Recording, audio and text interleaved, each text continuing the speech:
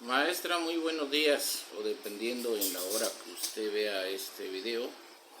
Me permito presentarme, soy Artemio Ramírez Vázquez, alumno de la licenciatura en Derecho con énfasis en litigación y juzgamiento oral.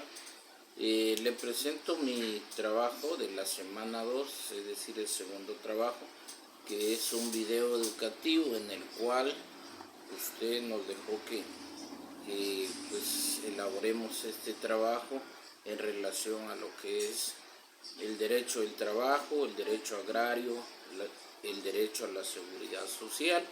Es lo que voy a hablar en este video, y también pues su definición, ¿verdad?, de lo que es el derecho y las bases legales, instituciones de seguridad social en la contratación colectiva. Y pues es un tema muy interesante esta actividad que nos dejó usted, que es la 2, elaborar este video educativo.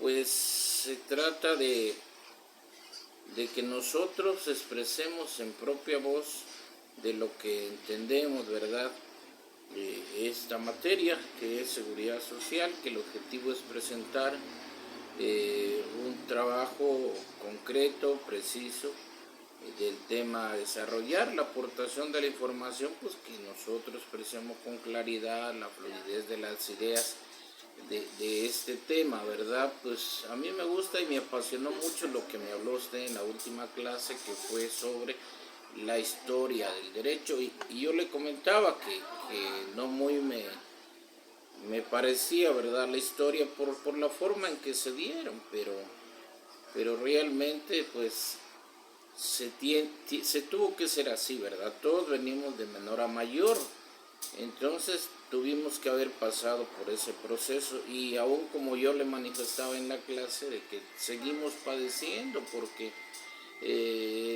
las personas a veces son ambiciosas y a donde lleguen quieren aprovecharse de esa situación, la cual yo no lo comparto, ¿verdad? Pero bueno, cada quien con su, ahora sí, con sus cosas, con sus temas, ¿verdad? Todos, bien he dicho yo, que todos tenemos un expedientito como en el juzgado, que cada actor, cada demandante o demandado, pues tiene un expediente. Entonces nosotros también tenemos un expediente, pero ese expediente pues lo tenemos ante el Todopoderoso, ¿verdad?, que es Dios, y cada quien tiene un concepto, y respeto cada quien su concepto, pero la verdad muy interesante este tema, ¿verdad?, el cual nosotros nos expresemos o hagamos, ¿no? Pues voy a empezar definiendo dentro de esta unidad 2 que son la rama del derecho social, y dentro del derecho social pues tenemos al derecho del trabajo, tenemos a las prestaciones médicas, las prestaciones como son las pensiones que nos dan las instituciones, y esto pues vino evolucionando a raíz de la historia del derecho, ¿verdad?, del derecho del trabajo, del derecho agrario, como usted lo comentó bien en esta semana 2 en la clase que tuvimos el día martes, ¿verdad? En ese día que tuvimos esta clase, pues nos habló mucha historia, y quizá a muchos no les interesó, ¿verdad?, porque piensan que la historia no tiene nada que ver. Y sí, tiene que ver, yo lo reconozco esa parte, que tiene que ver porque pues es de donde venimos, donde provenimos, y cómo hemos venido evolucionando y creciendo hasta el día de hoy, que es el siglo XXI, que estamos en el año de 2023. Pues bien, el derecho del trabajo, maestra, es un derecho fundamental y esencial para la realización de otros derechos humanos, y constituye una parte inseparable e inherente de la dignidad humana, ¿verdad? Toda persona tiene derecho a trabajar para poder vivir con dignidad y, como yo bien digo, sobrevivir, porque estos tiempos la inflación nos ha atacado muy duro, porque la llegada de este presidente, que es un presidente idealista, se supone que muy demócrata, pues ha hecho algunas cosas buenas y hay que aplaudirle, ¿verdad?, como es la pensión de los adultos mayores, y no sé qué otra por ahí que ha hecho, ¿verdad? La de los jóvenes conquistando el futuro, construyendo el futuro, que no funcionó porque pues la juventud anda desatada, ¿no?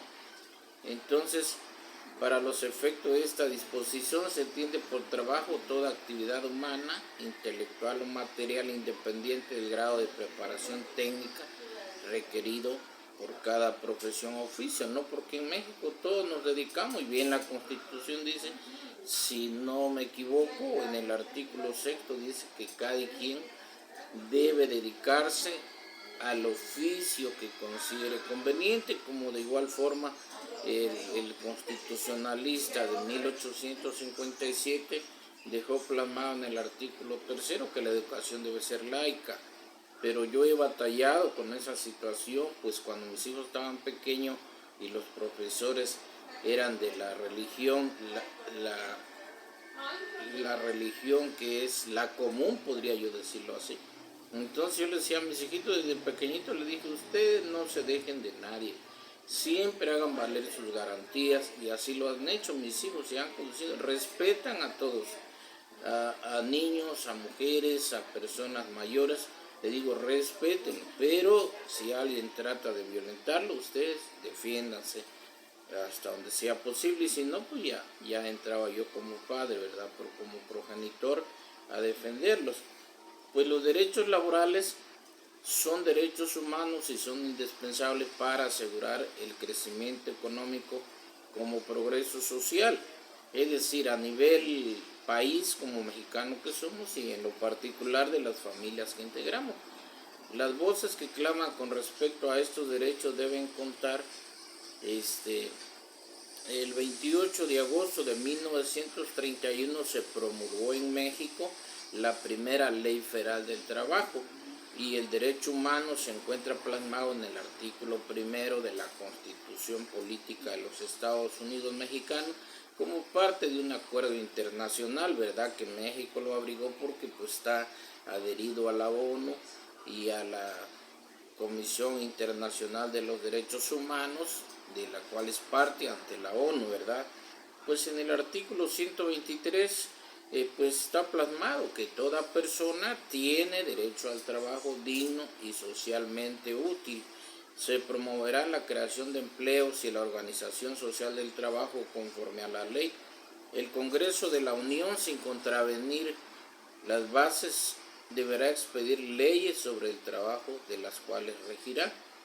Pues bien, este 123 pues es muy importante.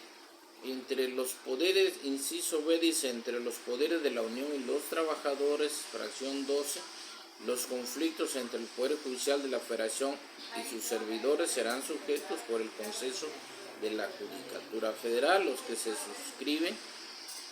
se susciten entre la Suprema Corte de Justicia y sus empleados serán resueltos por esta última, ¿verdad? Pues todo emana de la Constitución, ¿verdad? La que hablábamos, la de 1813, la reforma de 1857 y también sucesivamente, ¿verdad? Más adelantito voy a hablar también de eso porque es importante hacer historia.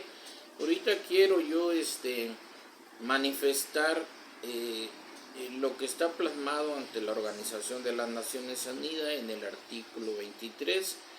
Ahí quedó plasmado el derecho al trabajo como primera dama de los Estados Unidos, doña Leonor Roosevelt, dijo a los trabajadores en huelga en 1941 que ella siempre había sentido que era importante que todo aquel que fuera trabajador se uniera a una organización laboral, porque los ideales del movimiento obrero eran grandes ideales. 5 años después, cuando lideró el Comité de las Naciones Unidas para que las organizaciones se fueran transformando como lo quedó plasmado, ¿verdad? En los acuerdos de las Naciones Unidas hay una Declaración Universal de los Derechos Humanos que otorgó un papel importante a las organizaciones obreras internacionales para que moldearan la declaración y reflejaran así su visión de cómo debería desarrollarse el mundo. Pertenezco a la generación de los trabajadores que, habiendo nacido en los pueblos, aldeas de Polonia rural, tuvo la oportunidad de obtener una educación y encontrar empleo en la industria, volviéndose consciente de sus derechos y su importancia en la sociedad. Esto lo manifestó Lech Walesa, una líder del sindicato de Solidaridad y posterior el presidente de Polonia. La Federación Americana del Trabajo tenía una persona a tiempo completo en la ONU, mientras la Unidad de Derechos Humanos estaba siendo redactada por Tony Sender. Ahí dentro de la ONU estaba este personaje, una política y periodista que había escapado de Alemania desde cuando nazi, ¿verdad? Si nos acordamos también en el Holocausto, cuando aquel alemán Hitler pues mató mucha gente porque quiso tener una sola raza, una raza blanca, ¿verdad? Pues fueron tiempos muy difíciles en aquella época. Mas sin embargo, esta periodista pues tuvo la oportunidad de argumentar contundentemente a favor de la inclusión específica de los derechos de los sindicatos, porque como el gobierno ha tenido el poder, las empresas han tenido el poder, entonces vejaban al más débil. Entonces tuvo que haber la oportunidad para que el ser humano se agremiara en un cuerpo de trabajadores que se denominaron sindicato, que surgió el sindicalismo, en el cual se agremaban, tenían líderes y que también se ha corrompido en los últimos tiempos, ¿no? Entonces aquí Roosevelt también ayudó a garantizar que el artículo 23 enunciara detalladamente el derecho de toda persona al trabajo con igual salario por igual trabajo. No es era porque normalmente hay discriminación y lo vemos hoy en día de que siempre el patrón va a tratar de pagar un salario, o sea, no mínimo, porque ahora con este gobierno se niveló el salario mínimo, porque cada año le aumentaban un peso, unos 50, 2 pesos, ¿no? Entonces no era representativo, de ahí que ella decía que a igual trabajo, igual salario, ¿no? Que realmente fuera el salario remunerado. Ahí en su tercer párrafo, el artículo 23 exige una remuneración justa y favorable para garantizar una existencia merecedora de dignidad humana para los trabajadores y su familia, lo que refleja nuevamente la visión de un mundo mejor que la recién derrotada Alemania nazi con su trabajo de esclavitud.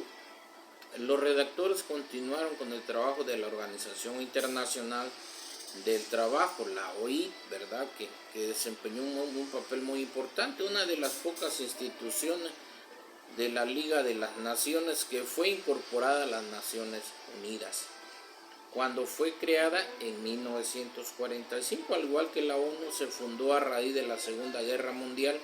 Por esta OIT, por esta organización, se creó en 1919 a partir de la ceniza de la Primera Guerra Mundial. Esta última perseguía la visión de que la paz universal y duradera solo podía establecerse si se basaba en la justicia social. Los delegados latinoamericanos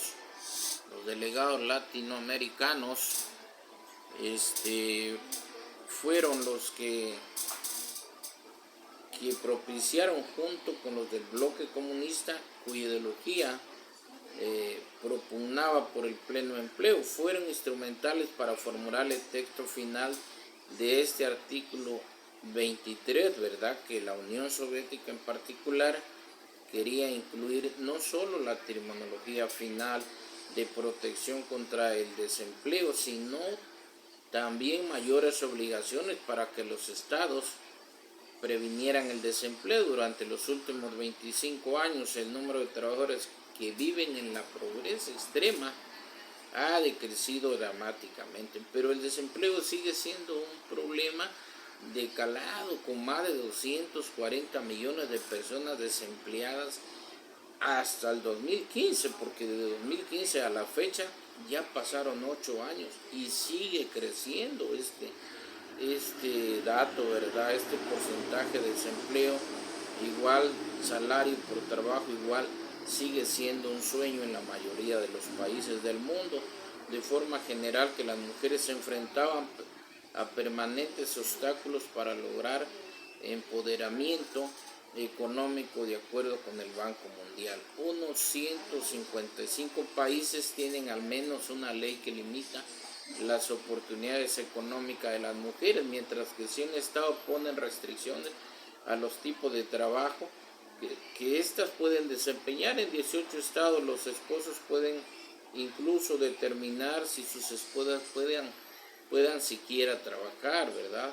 El trabajo infantil también sigue existiendo en muchos países y la Organización Internacional del Trabajo dice que 152 millones de niños están empleados en un trabajo peligroso a nivel mental, física o social, que no les permiten acceder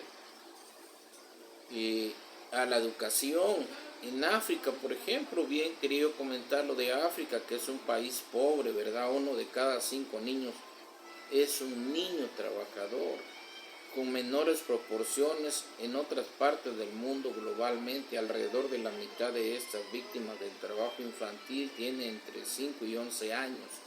Y es verdad, no solo se abusa del niño de ser un menor y es explotado porque no le pagan un salario, normalmente le dan una cantidad ínfima para que se ayude el niño, ¿verdad? Y hay niños que desempeñan labores como si fueran grandes, son muy inteligentes.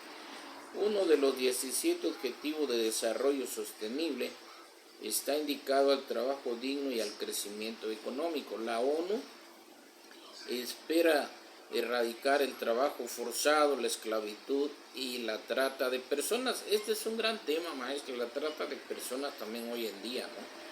Que Lidia Cacho, no sé si se acuerda, en su libro, en el periodismo de investigación que hizo, se procesó al gobernador de Puebla, que tan difícil estaba de punto de que lo mataran Lidia Cacho, ¿no? Y el rey de la mezclilla, aquel no me acuerdo de qué país era, que lo sacaron corriendo porque era el que mantenía el trata de personas, y no solo de personas, mujeres adultas, sino de niñas, de menores de edad. Entonces todo esto tiene que ver. La ONU espera erradicar el trabajo forzado, la esclavitud y la trata de personas y lograr el pleno empleo productivo y un trabajo digno para todas las mujeres y los hombres antes del 2030. No está fácil, mas sin embargo es la propuesta de la ONU, ¿verdad? Desgraciadamente el mundo está retrocediendo en muchos aspectos y no progresando en cuanto a la protección de los derechos de los trabajadores. La Confederación Internacional de Sindicatos, la CIS, promueve y defiende los derechos de los trabajadores en su índice global de derechos desde el 2018. Asegura que cada vez más países están recortando la protección laboral y persiguiendo a los defensores de los derechos de los trabajadores en un esfuerzo por socavar a los sindicatos y crear un clima de intimidación entre trabajadores y sindicatos. Eso es verdad, porque nadie quiere, el poderoso siempre se impondrá. Como yo he dicho, los países ricos, los poderosos se imponen sobre los pobres, ¿verdad? Bueno, maestra, pues hay mucho que platicar respecto a la historia laboral, pero voy a cortar mi video porque no quiero que cuando usted lo vea se alargue mucho, porque me falta todavía hablar del derecho agrario, que en primer reparto agrario se dio el 30 de agosto de 1913 por el general Lucio Blanco. Efectuó el primer reparto agrario de la Revolución Mexicana el 30 de agosto de 1903 en Matamoros, Tamaulipas. Bueno, el derecho agrario, como también una seguridad social, que bien lo comentábamos, que ahí surge pues también esta reforma laboral, porque había esclavitud. El señor feudal, los terratenientes de aquella época, eran los que se adueñaban de las tierras y la gente lo tenían como esclavo, no había dignificación del ser humano. Entonces, a través de esta revolución se fue permeando pues una reforma, ¿verdad? Pero realmente era inaudito, era inaceptable lo que hacían las personas en la antigüedad. Pero gracias a que poco a poco y a la presión social, este tema de la seguridad social fue cambiando hasta hoy en día. Entonces, durante las fases históricas antes mencionadas, se generaron importantes ordenamientos jurídicos como la Ley Agraria de 1915, la cual se considera antecedente inmediato a la Constitución de 1917 por su trascendencia en la incorporación del derecho agrario. Y como bien decía yo y usted manifestaba en la clase, que primero fue la reforma constitucional y de ahí emanó pues la reforma del 27 constitucional, que es el derecho agrario, que lo platicamos en clase, y el 123 constitucional, que da pauta al derecho del trabajo digno y también a la seguridad social, porque más adelantito voy a hablar de la ley del seguro social y del ISSSTE, ¿verdad? El derecho agrario es un conjunto de normas, leyes, reglamentos y disposiciones en general, doctrina y jurisprudencia que se refieren a la propiedad rústica y a las explotaciones de carácter agrícola. Se sabe que el origen del derecho agrario mexicano es el decreto mal llamada ley, expedido por el primer jefe del ejército constitucionalista encargado del Poder Ejecutivo Federal, don Venustiano Carranza Garza, en el pueblo de Veracruz, el 6 de enero de 1915, con fundamento en el Plan de Guadalupe. Realmente Veracruz ha sido histórico porque también ahí entraron los españoles cuando vinieron a Veracruz, por eso ahí se formó el primer municipio de la Villa Rica, que era una réplica de España, y cuando vinieron los españoles pues entran por Veracruz y se van extendiendo a los países, que no fue una conquista, fue realmente personas malas que vinieron a invadirnos y a robarse toda la riqueza de México, el oro. Por eso los españoles lo consideran a México como una colonia de ellos, cuando no es así, porque me ha tocado ver españoles abusivos que todavía se creen mandones en México y no debe ser así, porque ellos son extranjeros y es la calidad que lo tienen. Venir a invadir no les da derecho de viajar a un país como el nuestro. El ejido en México es una de las modalidades de tenencia de la tierra que configura lo que es la propiedad social agraria. La otra es la tenencia comunal. El estudio del régimen general debe abordarse bajo una visión tridimensional. ¿Cuál es la definición? En sentido del derecho agrario, se interesa por asuntos como la propiedad agraria, la vialidad y tránsito rural, los elementos sanitarios de la producción agrícola, el régimen de las asociaciones agropecuarias, el derecho de agua, la reglamentación de la caza y la pesca, entre muchos otros.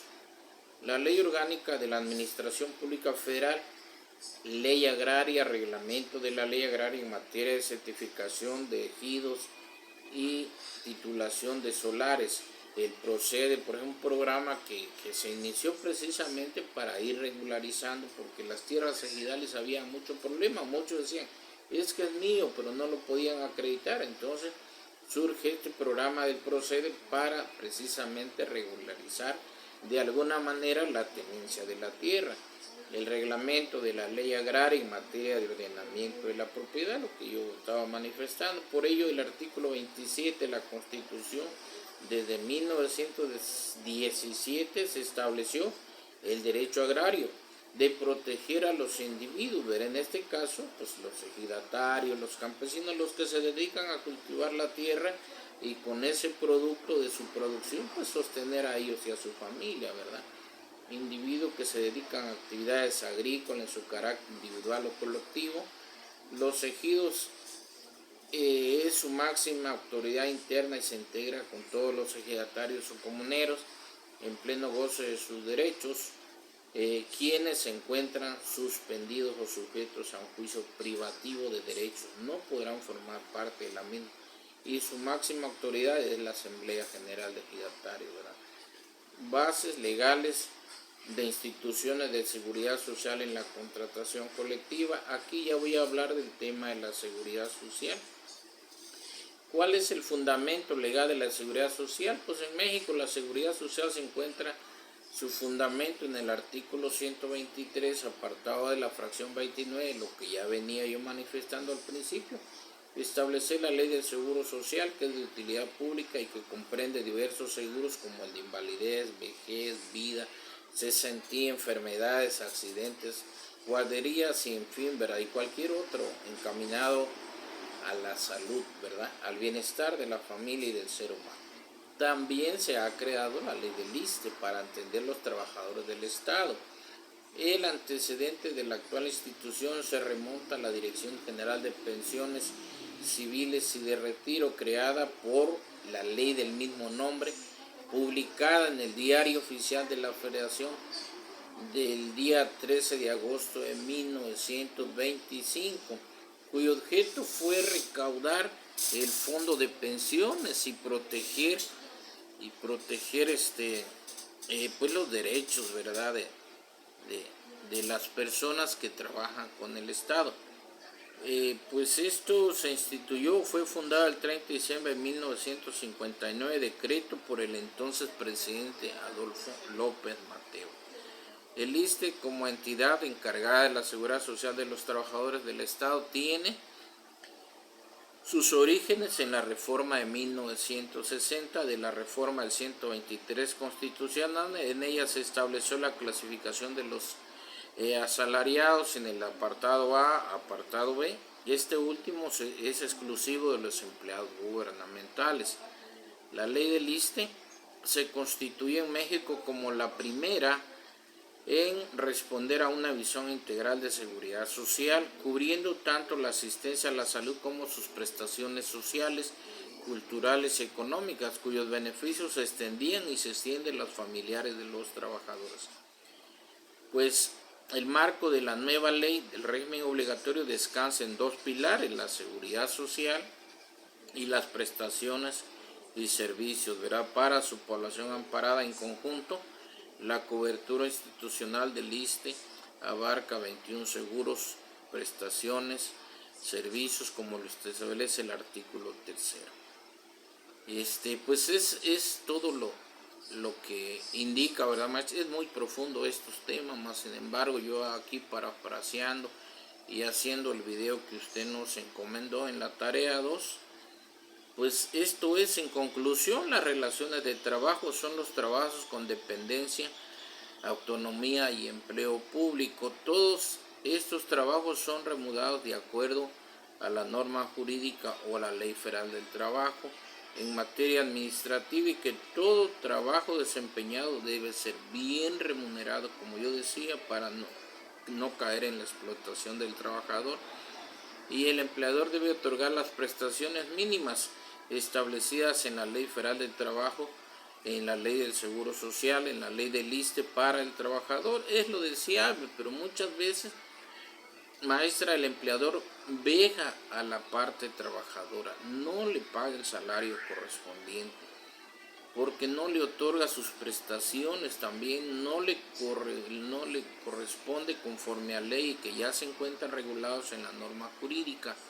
En el caso de los trabajadores del Estado, de alguna manera está mejor pagado, no así en los particulares. Todas aquellas empresas, personas morales o personas físicas que están adheridas al apartado A del 123, que les corresponde con el Seguro Social, pues son las personas que ganan salario mínimo o lo registran con un salario mínimo desde mucho tiempo atrás, porque la carga económica del empleador se le hace muy gravosa, pero es que es un derecho pues que tiene el trabajador y que el patrón debe cumplir, y que ya se encuentra regulado por la norma jurídica, y las autoridades de velar que se cumpla. Muchas veces no lo hacen, o se corrompen, o son miopes, ¿verdad?, que no quieren ver, pero pues la ley está ahí, hay que observarla. Pues lo que obliga a la seguridad social está plasmado en la ley del IMSS, la ley del ISSSTE, entre otras, emanada de la Constitución Política de los Estados Unidos Mexicanos y de la Ley Federal del Trabajo. Bien, maestra, creo que ya me extendí demasiado, mi video ya rebasa los 30 minutos. Bien, maestra Esmeralda Estrada Muñoz, solo para despedirme le envío un cordial saludo, agradeciéndole de antemano por su buena disposición para enseñarnos todo lo que corresponde a esta materia de seguridad social tan importante como lo es el derecho del trabajo, el derecho de la seguridad social, tanto como profesionista como ciudadanos mexicanos nos atañe, ¿verdad? Que debemos aspirar, aunque no siempre se cumple como tal, como bien decía yo, y así lo acoté en mi trabajo, ¿verdad? De acuerdo a lo platicado en la sesión del día 19 de los corrientes, cumpliendo con la planeación y la rúbrica de la materia, maestra. Le presento mi video y estamos a la vista hasta la presente semana, ¿verdad? Que nos toca la otra sesión y por ende pues cumplir con otro trabajo. Cada día nos acercamos más a la culminación de esta licenciatura. Es cuanto, maestra. Muchas gracias y hasta la próxima.